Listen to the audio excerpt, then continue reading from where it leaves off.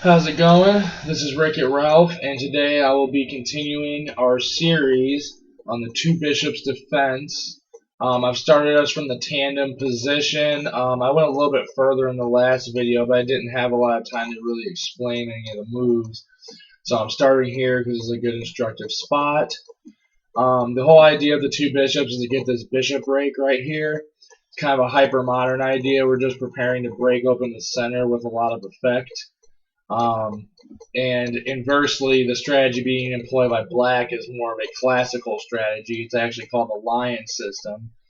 Um, Starting from here, white's really just trying to finish his development so he can begin making pawn breaks. And I pointed out there's no specific time the pawn break has to be made. It's really just a matter of taste. But some people believe the sooner the better, but there's always some weaknesses left behind if you do it too early. So the opening I recommended for black, the variation I should say, is the stonewall variation.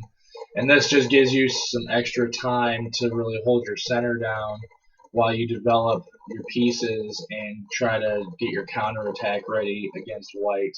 Another fine point to this opening is you'll get better development with your prince right here and your knight next to the king.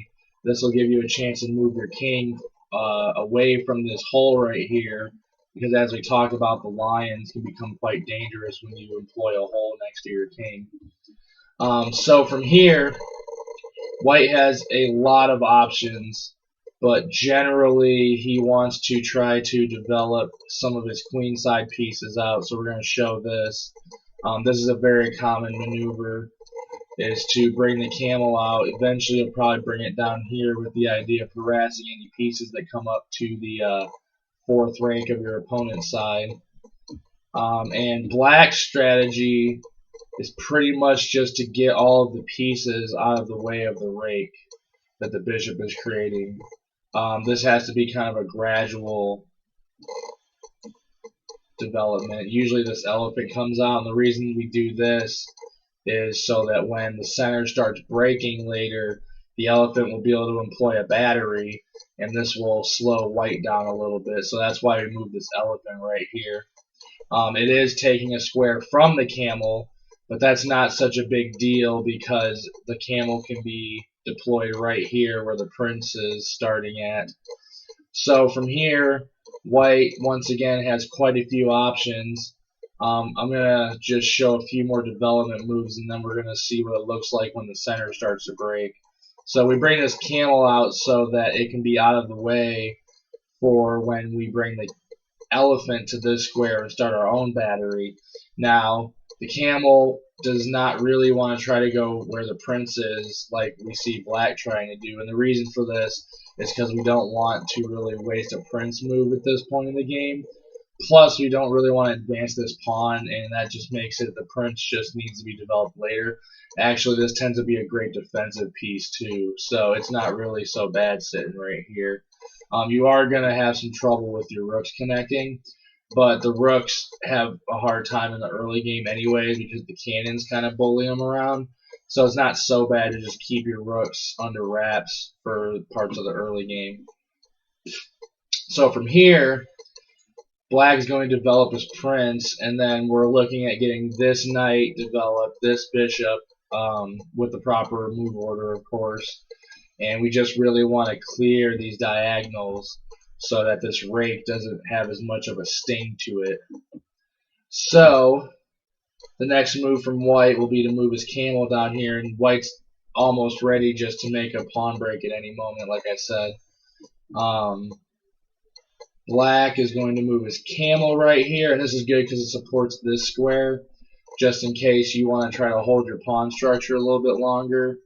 There's a lot of pressure from this bishop coming out, but just keep in mind that when he does move his elephant, he'll actually relieve this pressure, although you'll have your own difficulties to deal with afterwards. Now, one thing I didn't get to explain too much in the last video, when the elephant moves like this, once your opponent moves his elephant, I'll just show this, these pawns can become easy targets. So let's just say that I was to move my knight right here. Well, the cannon can come in and take right here, and the cannon is now a very dangerous piece. In fact, I don't. It's looking pretty bad already just from that. So what we do here before moving the elephant, or if your piece is protected, it's not such a big deal. But before we want to relieve the protection on this, we want to move the pawn to a safe square where it's protected by another pawn. And this is a maneuver I showed in the last video. So that's the idea of that. Black will usually bring his elephant out like this. There's no need to bring the camel out because in this the stonewall variation, you can bring your prince up. And white's just about ready to make a pawn break right here. So what happens is generally you try to make your pawn break on the light squares because that's where a lot of your targets will be.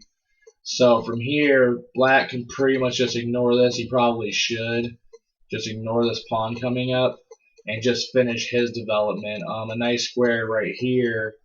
Actually, first of all, we want to bring this elephant out more, and the reason we do this is to prepare getting the bishop behind it. And there's a trick to this I'll show you.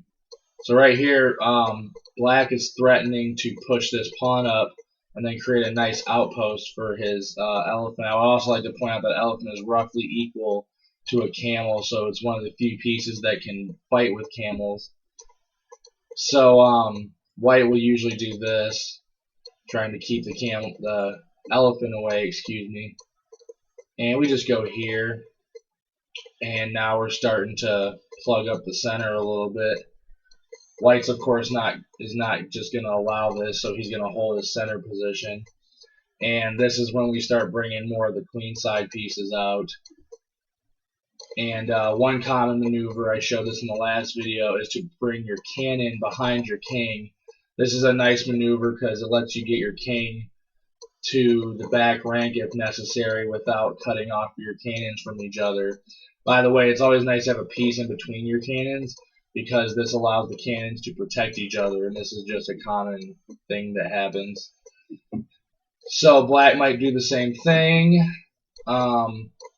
White now really just wants to try to just keep pushing forward, maybe find a way to break through. In Metamachy, the breakthroughs are very slow. So we bring this camel here. We're just trying to get the rest of our pieces involved. Actually, this move is a necessity right here. This should have been made a while ago. See, this is how easy it is to go wrong in this game. You gotta pay attention to these little nuances. And that pawn could have been an easy target because I moved my knight out too early.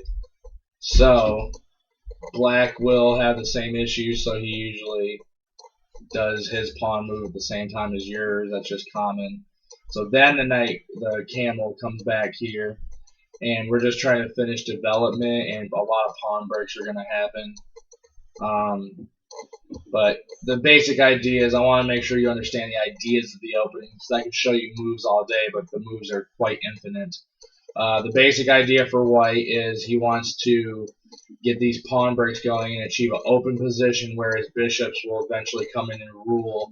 And white usually gets a pretty aggressive attack on the king, regardless of what side of the board it's on, really. But usually the king does better over here. Over here it can be an onslaught if you have the king over on this side of the board.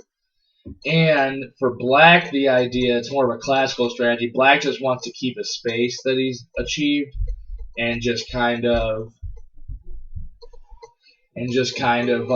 get his pieces developed to logical squares, not trying to be too fancy. Black's idea is that eventually once the board opens up, his pieces will also be well developed, even though he didn't put in as much time and effort into the specific piece placement. And black does really good defensively in this opening. It's actually a lot more difficult than one might think to get through this onslaught of pieces right here. And even this rook is a very useful defensive piece.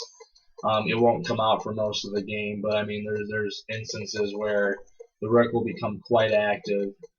I will be doing one more video on this opening, and I'm really just going to show a demonstrative game, which I am going to compile using what theory I know combined with some computer analysis. And when I come back, we'll get an example of what the end game in Metamachy looks like, and it gets pretty crazy. Um,